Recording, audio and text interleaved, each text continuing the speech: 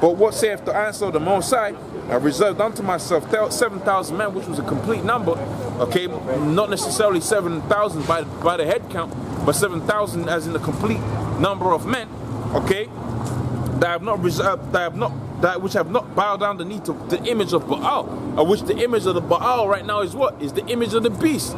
Okay, you go into the book of Revelations, it says that what? It says that basically, okay, the Lord was going to have mercy upon the different men in that, okay, and their families that hadn't what? That haven't worshipped the beast or his image or have received his mark. Okay, so you got the same thing that happened within the past happening now. That's why the scripture says that what? That there is no new thing underneath the sun. Okay, let me see if I can get that right quick within the scriptures. All right, let me search it out.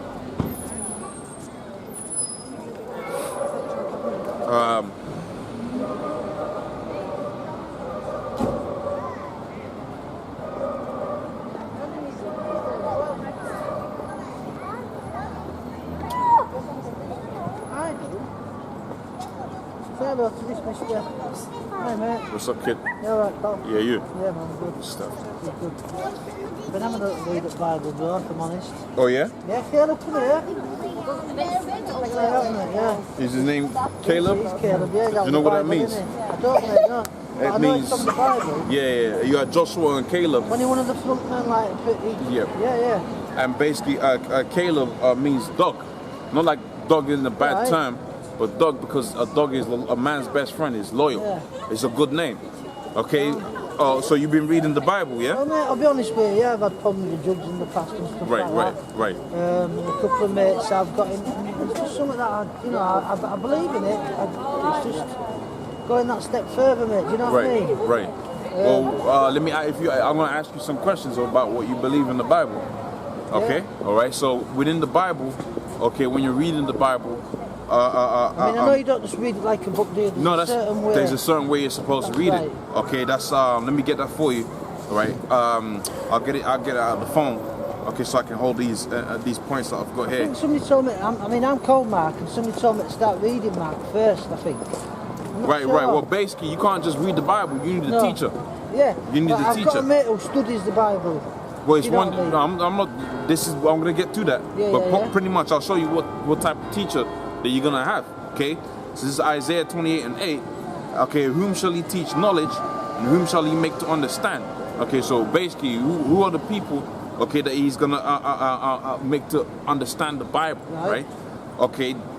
Them that are weaned from the milk and drawn from the breast. Okay, who's you know when who'd you wean from a breast? You wean a grown man from Yeah, true. Yeah, I get you. Yeah. Right. So you wean a child, right? Yeah. Right. Them that are drawn from the breast. Okay. Basically, a kid. You're gonna be humble like a kid is humble. All right. And so this is the 10th verse. For precept must be upon precept. So if I make a point, of which I'm gonna make a lot of points, that at the first you're not gonna agree with them. But once I've gone through all of it, whether you understand it or not, the precept must be upon precept.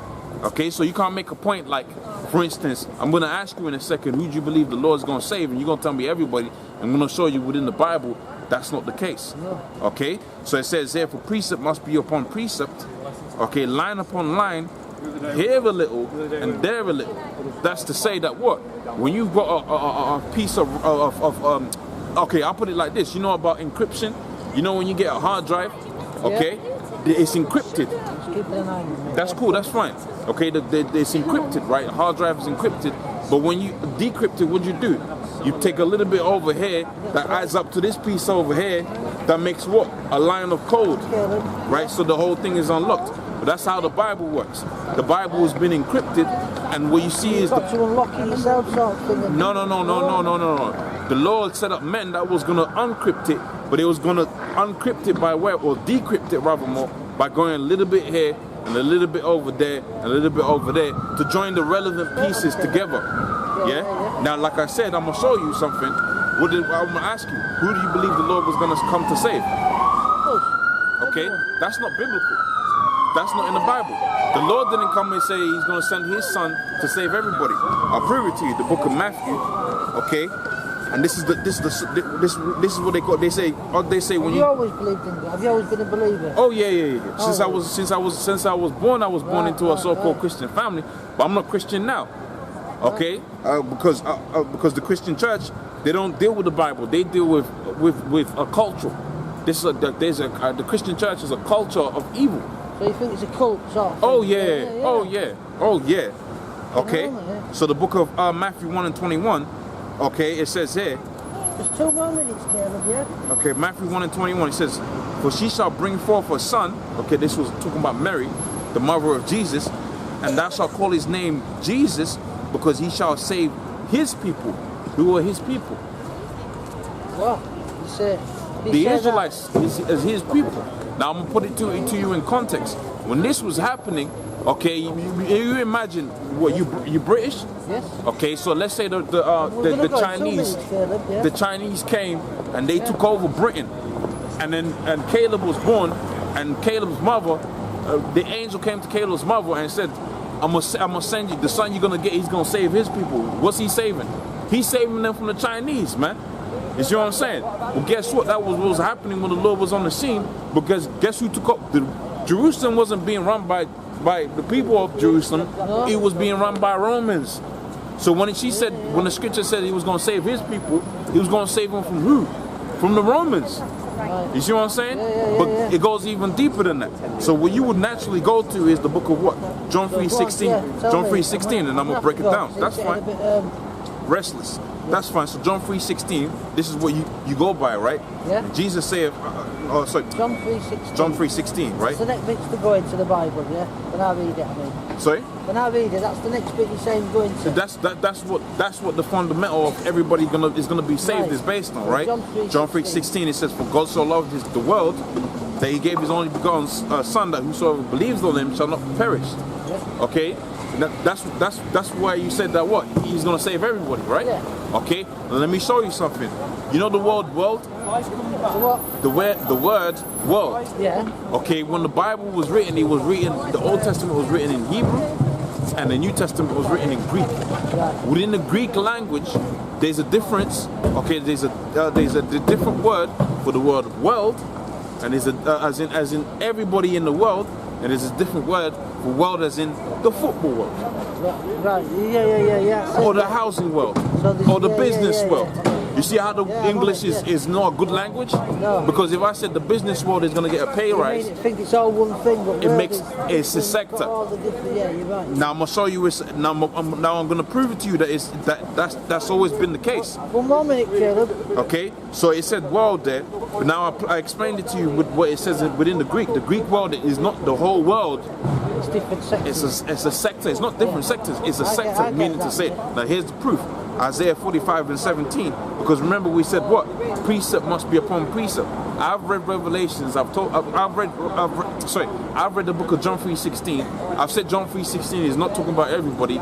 Here's the precept to prove that. A little bit over there and a little bit over here. Isaiah 45 and 17.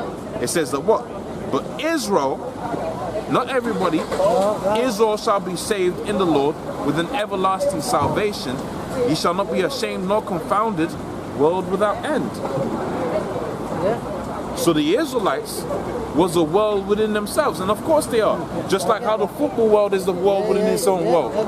So when you get to the book of John 3:16, it's not talking about everybody, because we already had a precept within the Old Testament that refers to Israel as being their own people. Yeah, man, right. Now your next question should be what? Who are they? Because you want to have mass, you want to be saved, right? I do, yeah. Who are the Israelites? That should be your next question. Right. Who are the Israelites? I'm asking you. Who are the Israelites? I don't know. But the Bible speaks about the Israelites all the time. Right. You know, I like to say I've not got into it properly, mate. I've just read little bits and bats. Right. And these little things that speak to me, sort of thing, passages. Right. You know, that I what's the word? That I sympathize get, with or I get. And Right. It resonates. Right. That's the word I'm Right. trying to get. That's it. Yeah. And I want to get into it, mate, and I want to find a church I can go to and stuff. I know there's loads in York. Well, you're better off going on YouTube. You're going to find more information on Okay, YouTube. though. You've learned more today than what you're ever going to learn in the church. What's your name, mate? Ibud. Bud.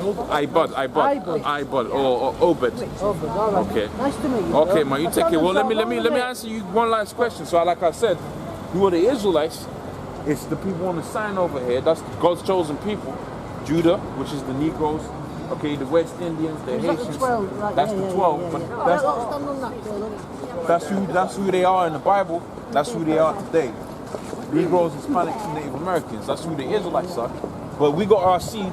Okay, there are other people, that, you know, that might look white. They might look Chinese. They might look like I don't know, Somalians. But as long as their forefather goes back unto the man Israel, then the Lord was gonna have. Then the salvation was open to them. So if your line goes back, like maybe one of your ancient great grandfathers was one of our people, then you're an Israelite. Then the Lord can have mercy on you. But if you're not an Israelite, then what you find out within the Bible is everybody that's not an Israelite is going to be a slave to these people. Just like how everybody is a slave to the elite banking families now, everybody's going to be a slave to these people within the future. So if your forefather's forefather isn't one of those men, then, you know, the gig is up. All right, man. All right, you take care, man. All right. Okay, the book of Revelations 11 and the book of Romans 11 and 4, it says, but what saith the Most High? So if you keep track, then you know where we left off within the book of Revelation, Romans 11 and 4. Okay, so it says, but what saith the Most High unto him?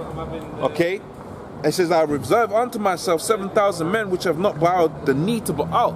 And that's what I was looking for. I was looking for that scripture, man. Okay, the image of the beast.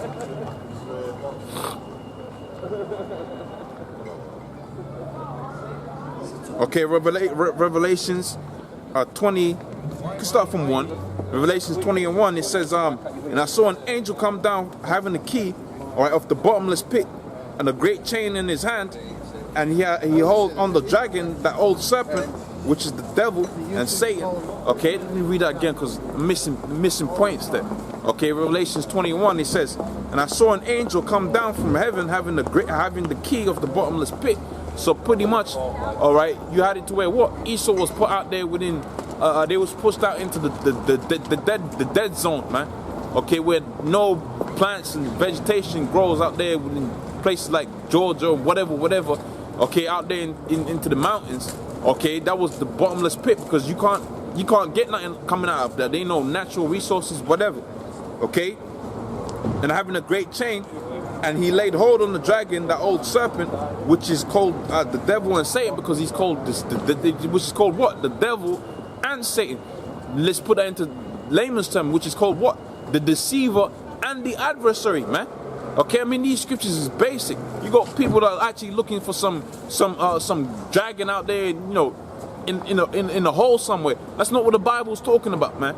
It's talking about what? It's talking about a nation of people that was pushed out there into a bottomless place, man. A place with no resource, but they're called what? They're called the deceiver and the adversaries, because when they come into rulership, they destroy everything, man. They are the adversaries of life, whether it be natural life, social life, okay, internet life, okay, whatever lifestyle it is, they are the adversaries against it. They're the deceiver, because why? Because they came into power and they just told everybody that they was the people of God. Okay? So they're the adversary, they're the deceiver and the adversary. Okay? And laid hold on the dragon, that old serpent, which was the adversary, the deceiver and the adversary, and bound him 1,000 years, so that he was out there not ruling, not doing anything, in the bushes out there eating juniper roots, out there for a period of 1,000 years. Okay, and they came back into power after that. Okay, now they're ruling, now they're winning, but the whole earth is just dying, man. Okay, you got just plastic all over the place. Okay, you got cancer at an all-time high. Because why? Because the wicked man, the adversary, and the deceiver is in rulership. Okay, and it says, and I cast him into the bottomless pit and shut him up with a seal for 1,000 years, that he should deceive. And cast him into the bottomless pit and shut him up and put a seal upon him, that he should not deceive the earth. They should not deceive the nations. That proves to you why it says the devil. Okay, deceive the nations no more till the 1,000 years be fulfilled. And after that, he must be loosed a little season. So this period of time that Esau is ruling, from the end of the bottomless pit era to this time that we're in right now, it's a short season. Okay, and it says, and I saw the thrones and they that sat upon them, and judgment was given unto them, and I saw the souls of them which were beheaded for the witness of Yahushua. See how it flipped forward in time? Okay, and this is why people get stumbled up, because really you go precept upon precept, you get what it's saying. Okay, went over here, that's supposed to link up with all of these other scriptures. Okay, the scriptures of Esau being in rulership and so on and so forth. But this is linking up with what? The salvation that the Most High is going to bestow upon his elect.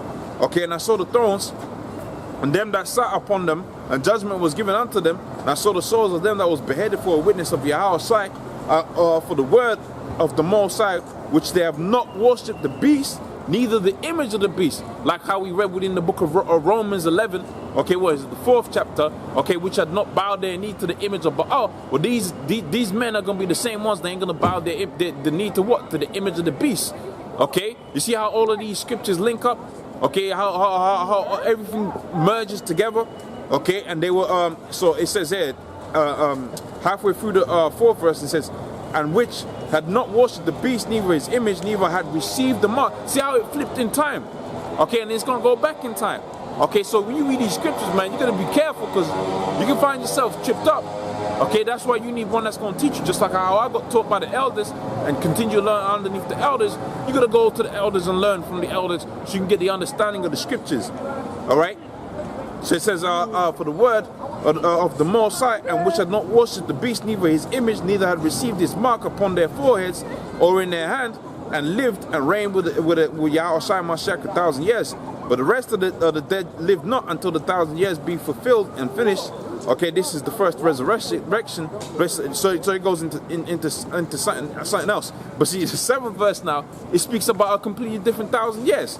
Okay, and when the 1,000 years were expired, Satan was loosed out of his prison, okay, which was the bottomless pit. Okay, and that they should go out and deceive the nations which are in the 4 corners of the world, Gog, Magog, together. And that goes to show you that what? Isaiah 13, okay, Gog and Magog is being mentioned here, is what? Is dealing with the Russians. Okay, together and together to the battle, and the number of whom is the sand as the sand of the sea. Okay, so pretty much I read that for what? For the men that had not bowed unto what? They had not bowed their knee unto the image of the beast. Okay, which is like what it says here within the book of Romans 11 and 4. Okay, so continuing, Romans 11 and 4, it says, but what saith the Lord, the Most High unto him? I reserved to myself 7,000 men which have not bowed the knee to the image of Baal. Even so then, at this present time also, this is the remnant according to the election of grace. And if by grace it is no more of works, otherwise grace is no more grace, but it is of works, then it is no more grace. 7th verse, what then? This is the point. What then? This is the point to what? Going back all the way on to the book of 2nd Ezra, the 8th chapter. What then? Israel hath not obtained that which it seeketh for, but the election hath obtained it, and the rest were blinded. So the Most High ain't dealing with everybody, man. Okay, the Most High is dealing with it in election. Okay, back within the book of 2nd Ezra, okay, 8, and this is 51. It says, but understand thou for thyself, and seek out a glory for such as be like unto thee. Okay, for unto you is paradise open. The book of Daniel, the 2nd chapter, on the 44th verse. Okay, let's go to this. 2nd Ezra 7 and 2nd Ezra 7.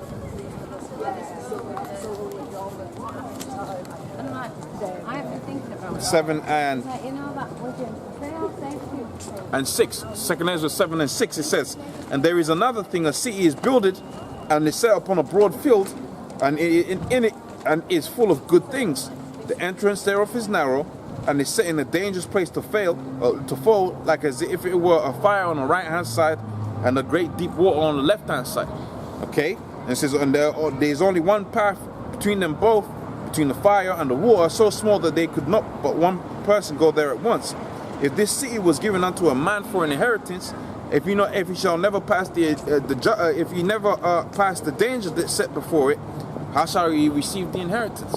Okay, so that's pretty much simple. But the reason I read that particular scripture is because what? Is because that's the end goal. That's the aim, is to get to that place that's full of good things, man. Okay, but in order to get there, you got to go through the tribulation, and the scripture says that what? Only one person go there at once.